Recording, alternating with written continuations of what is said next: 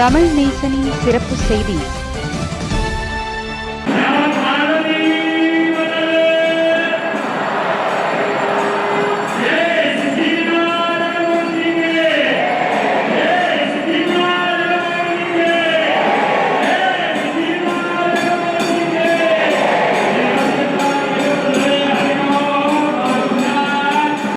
ஆயிரக்கணக்கான பக்தர்கள் புடைசூழ கோட்டுமலை பிள்ளையார் கோயில் மகா கும்பாபிஷேகம் விமர்சையாக நடைபெற்றது.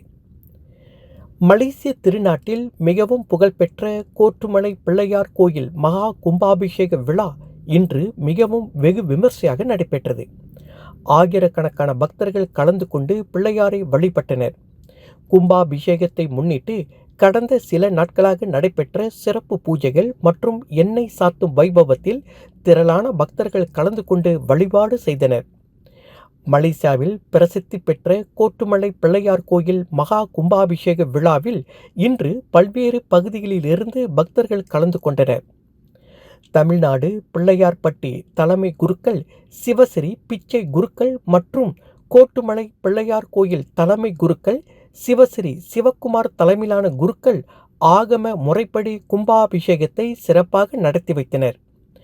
பக்தர்களின் வசதி மற்றும் பாதுகாப்பை கருத்தில் கொண்டு கோலாலம்பூர் ஸ்ரீ மகா மாரியம்மன் தேவஸ்தானத்தின் சார்பில் தேவையான ஏற்பாடுகள் செய்யப்பட்டு இருந்தன. மகா கும்பாபிஷேக விழாவில் கலந்து கொண்டு சிறப்பித்த அனைத்து பக்தர்களுக்கும் நன்கொடை வழங்கிய அனைவருக்கும் கோலாலம்பூர் ஸ்ரீ மகா மாரியம்மன் தேவஸ்தான தலைவர் தான் ஸ்ரீ ஆர் நடராஜா நன்றியை தெரிவித்துக் கொண்டார். வணக்கம்.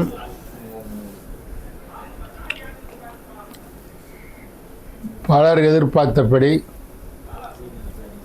நாட்டில் உள்ள பல இந்துக்கள் பக்தர்கள் எப்பொழுது பிள்ளையார் கோயிலுடைய கும்பாபிஷேகம் நடைபெறும் என்று காத்து கொண்டிருந்தனர். அதன்படி கும்பாபிஷேகம் இன்று 23/8/26 காலை வெகு சிறப்பாக பல்லாயிரக்கணக்கான மக்கள் முன்னிலையில் நடைபெற்றது. இந்த கும்பாபிஷேகத்தை பிள்ளையார்பட்டியைச் சேர்ந்த நம்முடைய பிச்சை குருக்கள் அவர்கள் தலைமையில் தேவஸ்தானத்தினுடைய அர்ச்சகர் சிவக்குமார் பட்டர் அவர்களுடைய எல்லாம் சேர்ந்து இந்த கும்பாபிஷேகத்தை சிறப்பாக நடத்தி வைத்தனர்.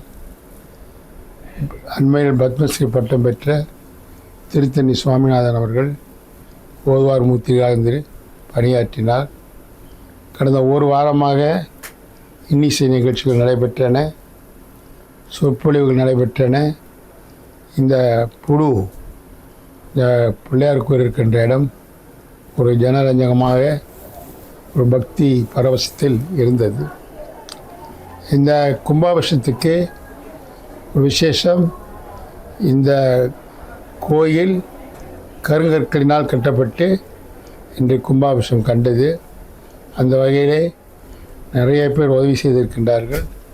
அவர்கள் அனைவருக்கும் தருணத்திலே தேவஸ்தானத்தின் சார்பில் நன்றி கூற கடமைப்பட்டிருக்கின்றேன். அந்த வகையில் எப்பொழுதும் என்னுடைய குடும்பம் ரத்தோஸ்ரீ சரவணன் அவர்களுக்கு நன்றி மாத்திரமல்ல, குடும்பத்தில் ஒருவனாக இருக்கின்றேன். தட்டாமல் எவ்வளோ வேலைகள் இருந்தாலும் கும்பாபிஷேகத்துக்கு வருவேன் என்று சொன்னார், வந்தார், வருவாயும் தந்தார், இன்னும் தருகிறேன் என்று சொன்னார்.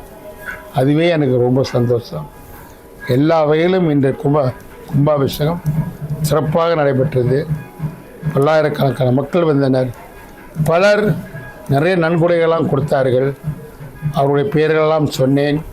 சிலர் பேரை சொல்ல வேண்டாம் என்று சொல்லிவிட்டனர். சொல்ல வேண்டாம் என்று சொன்னவர் தான் அதிகமாக கொடுத்தார். ஆகவே இந்த கும்பாபிஷேகத்துக்கு நான் கிட்டத்தட்ட 5 மில்லியன் வசூல் செய்திருக்கின்றேன். அதை மாத்திரம் சொல்லிட்டு மற்றபடி உங்கள் அனைவருக்கும் தெளிவான ஒரு வெகு விரைவிலே உங்களுக்கு விளக்கம் கொடுக்கப்படும். கும்பாபிஷேகம் வெற்றி பெற உதவிய எல்லா நல்லுள்ளங்களுக்கும் பணிபுரிந்தவர்களுக்கும் தேவஸ்தானத்தின் சார்பில் நன்றி தெரிவித்துக் கொள்கின்றேன். நன்றி, வணக்கம். கணேச பெருமானின் அருளை பெறும் வகையில் நடைபெற்ற இம்மகா கும்பாபிஷேகம் பக்தி பரவசத்துடன் சிறப்பாக நிறைவடைந்தது. மாயிகா தேசிய துணைத் தலைவர் Datuk Seri M Saravanan, Kuala Lumpur Sri Maha Mariamman தேவஸ்தான அறங்காவலரும் மஹிமா தலைவருமான டத்தோ நா சிவக்குமார் உட்பட இதர முக்கிய பிரமுகர்களும் இந்த விழாவில் கலந்து கொண்டனர் என்பது குறிப்பிடத்தக்கது.